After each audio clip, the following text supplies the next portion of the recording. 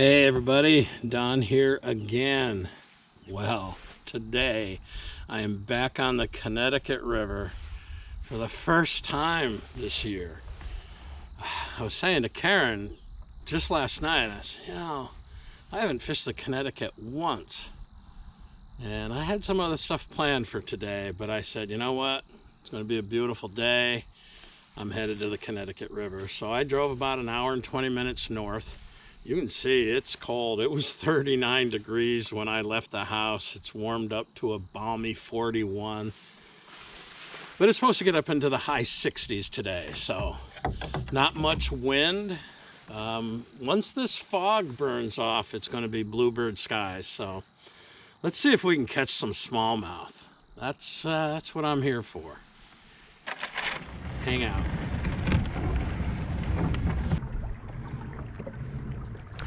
This river changes every year. I can see the trees are still up in this area. There was a hole about a mile up the river that used to hold 4 or 5 big logs in about 13 to 15 feet of water. And for 3 years, that was my favorite spot to fish. And then last year I went in there and all those logs had been washed out. No idea where they ended up. But these trees still connected to the shore, so they're still in place. Let's see if we can pull a smallmouth out of there.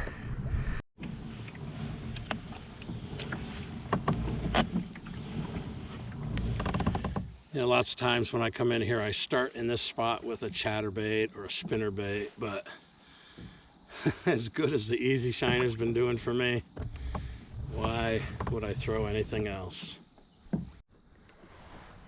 The look of these trees sure has changed. They've got twisted around. One of them's been pushed out. I don't know how snaggy it's going to be in there. So the Easy Shiner rigged up Texas style with a straight shanked hook and a sliding bullet weight. And the big bait posse way, we'll get through there without getting hung up.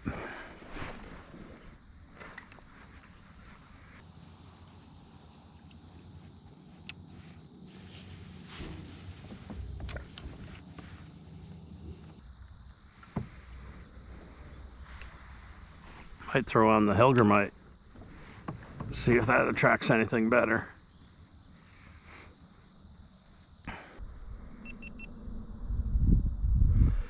I'm using mostly spinning gear today because I can cast really far, really just using my wrist.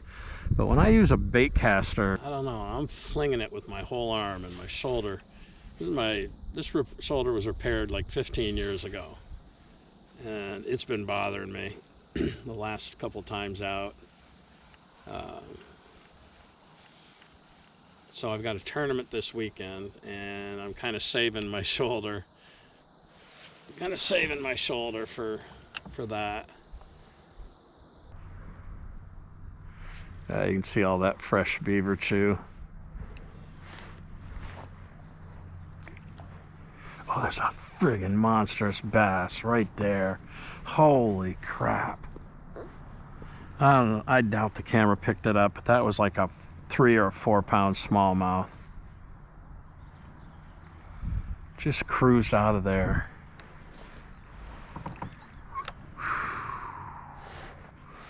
Man. This is one of my Perch Lipless Crankbaits. Let's throw that for a little bit. They aren't going for the Easy Shiner. I'm thinking maybe topwater might be better, but we'll throw this for a few minutes in this 9 foot on the edge of this drop off. See if that attracts any attention.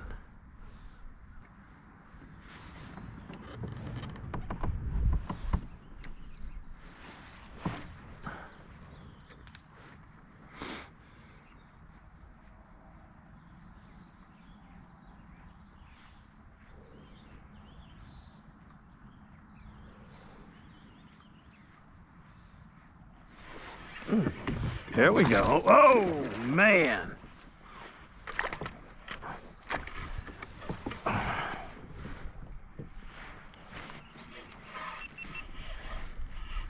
Oh, that's a nice smallmouth. Oh, yeah, that's a nice one. Oh, he's digging deep. Get in my net. Oh, come on. Jeez, oh, that's a nice smallmouth. On my Lipless Crankbait, painted in Perch. Oh, he's got me all twisted around. There we go. I don't want to get hooks in me, so... Oh, I think he spit it.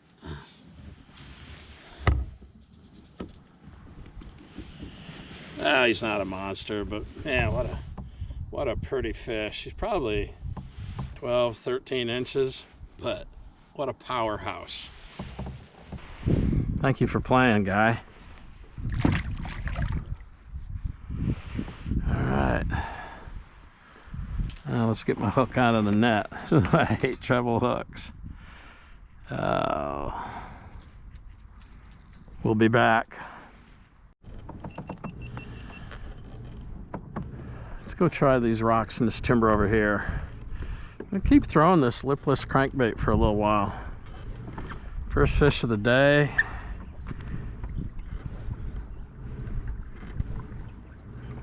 See if we can get another one.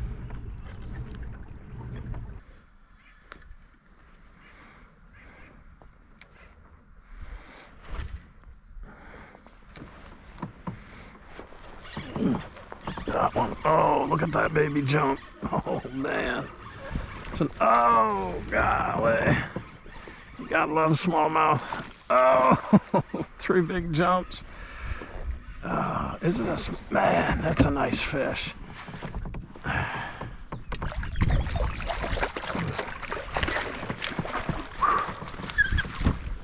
Probably not.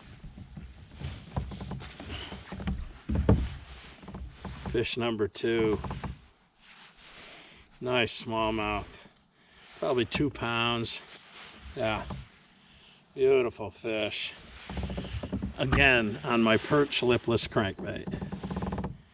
Thank you for playing. Man, what a fighter.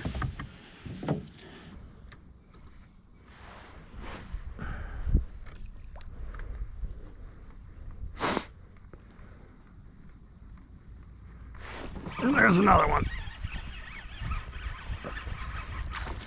Oh, I think I lost it. Yeah, did you see that? Spit it on the jump.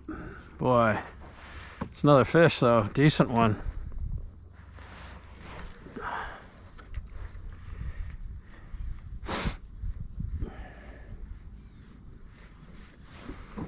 This might have to be a promo video for my lipless crankbait.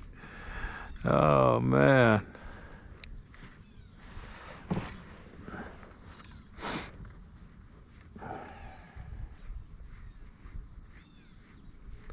Oh, there's a big submerged log right there, right underneath me now. Oh, you see it.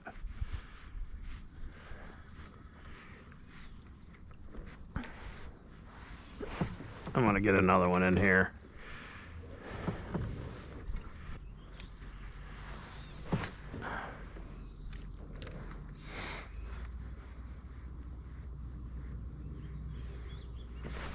There we go. Oh, gonna jump. I'm gonna dig. It's not a very big one, but man, is he giving me some trouble. Can I boat flip him without getting that hook in me?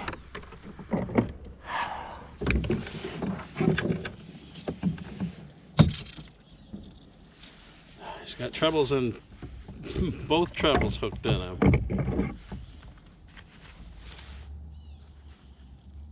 Come on.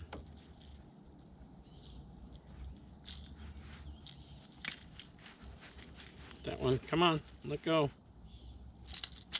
There. That one down the bottom. Oh, now it's in my thumb.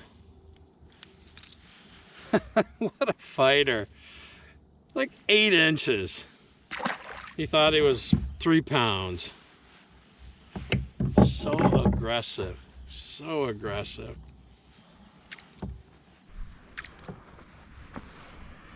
Well, I knew I'd catch another one in there.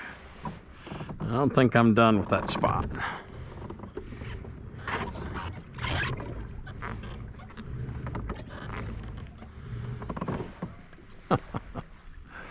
Oh, you gotta love it.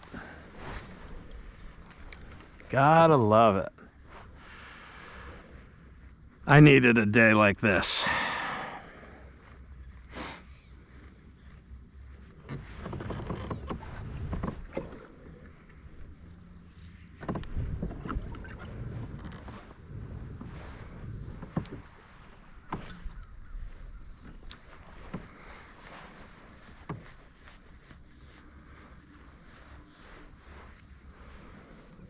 Oh, look at all this big log branches in here. Whew.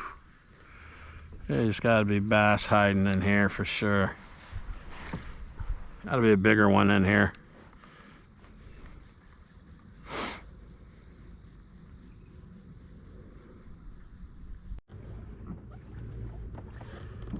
I'm gonna work this clump of trees with the lipless. I'm gonna kind of work my way up and around it. See what happens. I've caught some really nice bass in the same general area on the big fat Sanko. I think it was the black and blue. I got a big fat orange Sanko on there I might try once we work it over with the crankbait.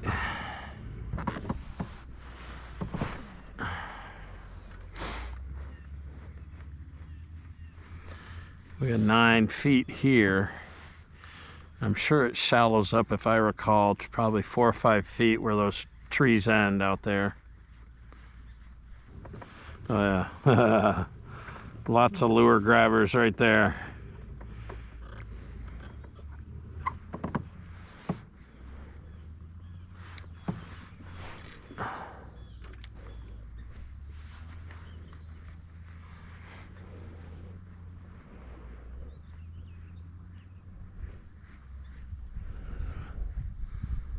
I don't know what kind of bird that is, but man, he is going crazy.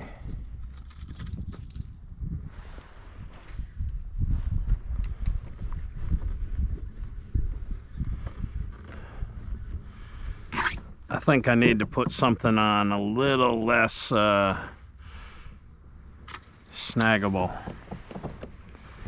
with all these branches. Back to the easy shiner.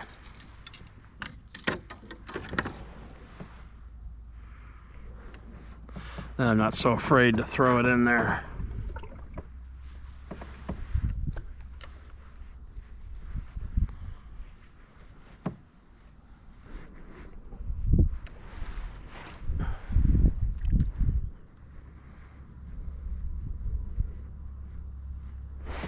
Oh, ooh. Oh, I still got him. Oh, jeez. Oh no, it's a better fish than I thought. Oh man, come on.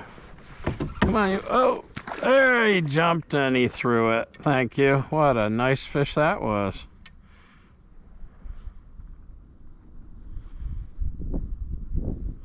Wow, that was a beauty. Didn't get a good hook set on him because I didn't think it was a fish. I thought it was a branch. Usually the easy shiner, the way I have it rigged, they get them right in the top of the jaw.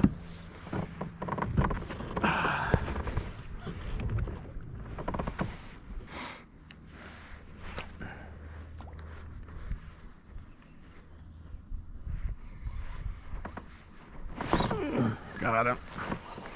Had him. But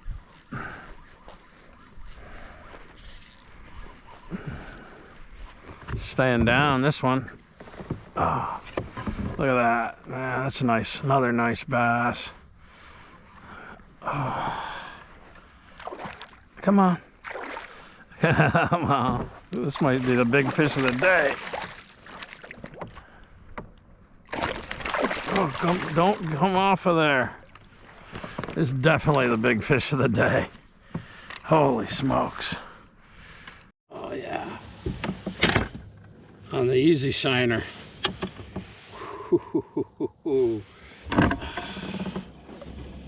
Nice one. Nice smallmouth. Chunky. Probably 16, 17 inches. Beautiful fish. Thank you for playing. We're not going to bother weighing you because I couldn't find my scale anyhow. All right, well that's the first fish I caught on something other than the lipless crankbait.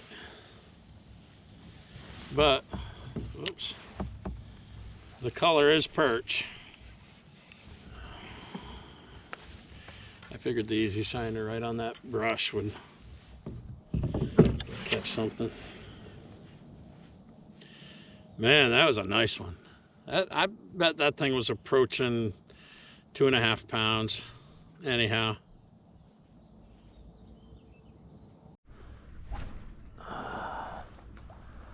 See if we can pull another fish out of there. I gotta believe there's more than just those couple hanging in that timber and brush. And I caught that one just where those little branches are sticking out of the water.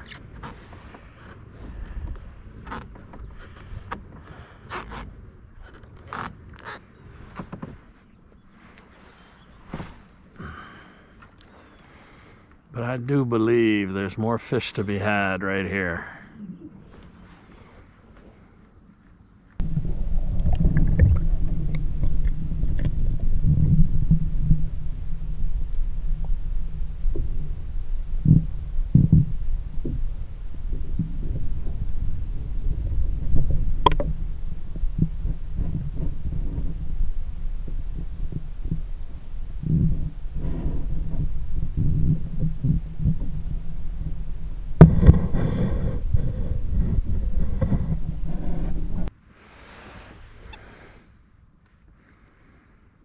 I don't know if that's going to show up, but I was using an underwater camera and I saw about a 10 or 11 inch bass swimming right on the bottom. I don't know if it'll show up or not. That'd be pretty cool if it does. Now let's see. Whoa! Let's see if we can catch him.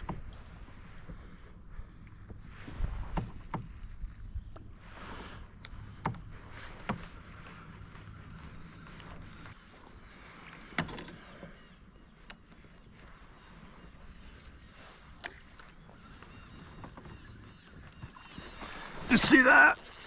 Oh, golly. I was running across the top and that bass just slammed it.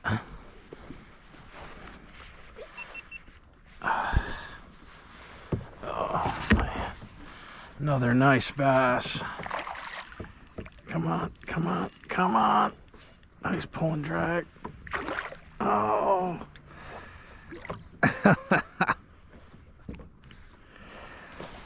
Man, that's a powerful fish.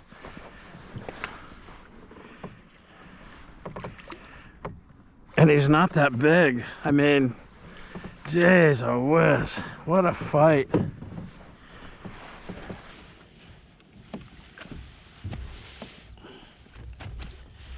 the hook caught him right in the top of the jaw like it normally does.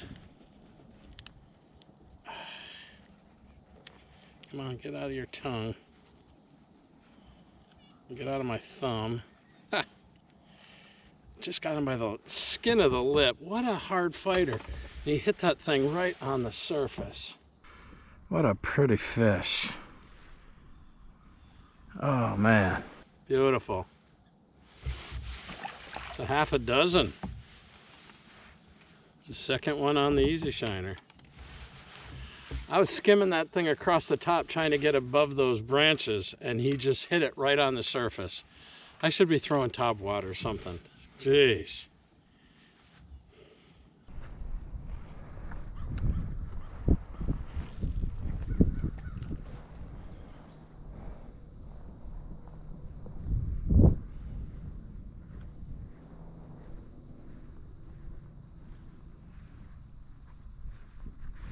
There we go.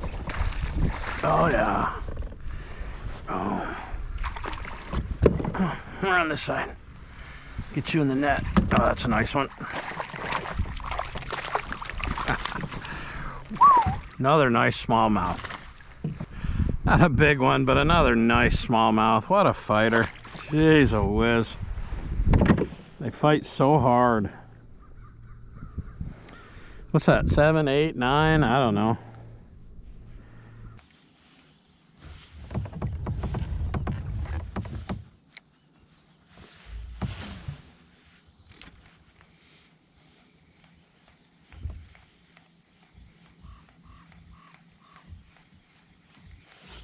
Doesn't look like much in the way of structure here, so I'm gonna just reel it in and move on down. Nice looking bass.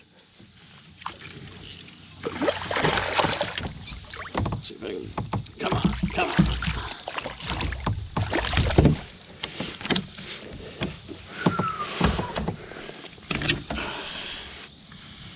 Nice chunky bass. I see 5 or 6 of them swimming right along this edge. Beautiful fish, huh? Just gorgeous. Oh, thank you for playing. That's crazy. So I got a text from my wife. I had sent her a text. I wanted to see what was up. I reached for my phone. I had my rod sitting on the edge and it went overboard and I could not grab it. I thought I'd grab the tip. I couldn't. So I immediately pulled into the shore. I benchmarked where I was at with this clump. And I'm trying to figure out what I'm going to throw to drag to catch that rod. You know, there's some current here, but it's not a lot. I think that rod probably just went right to the bottom. I don't really have anything, you know, I thought I was going to throw this little deep diver. It's not diving at all. But I need something with treble hooks to try to get that thing. And then as I'm sitting here, I see this bass swim by and he looks at that lure as it goes by. And then I see 2, 3, 4, I think there were 6 of them in there, right on the edge of this drop off. So I tossed the easy shiner in there and hooked that one right, 10 feet from the boat. Well, I said earlier, I needed a day like today. I have not had a great fishing season. And, 6, 7, 8 bass so far today, a couple fall fish, a good day. And then you drop over one of my better rods. It's my St. Croix Icon. I love that rod.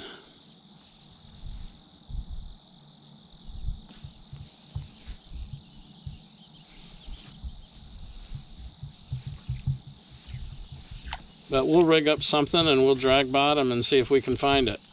And we'll forget about these bass for now. Let's get some weight.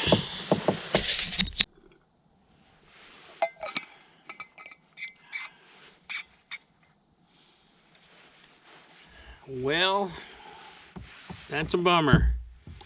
I've sat here for 45 minutes probably throwing this crankbait, diving crankbait with an added weight on it, and I can feel that I'm bouncing the bottom, and I have fan casted probably a 40-yard stretch of water. Have not been able to find that rod, which is really a bummer. You know, I've got 4 or 5 or maybe 6 of those foam rod floats sitting at home. I just don't like them, but boy, that's that'll make you think twice about putting a rod float on your favorite rod. Oh well. I'm going to change up this lure. I think I have another, I hope I do, I have another one of those lipless crankbaits. And we're going down and hit that timber down there. hey, what's done is done. You can't cry about what's happened. You just move on. So the wind is now blowing downriver, so I'm not going to go much farther because I'll have to pedal against it coming back. But yeah, that was a drag. Pay attention to where you lay your rods, that's for sure. Man.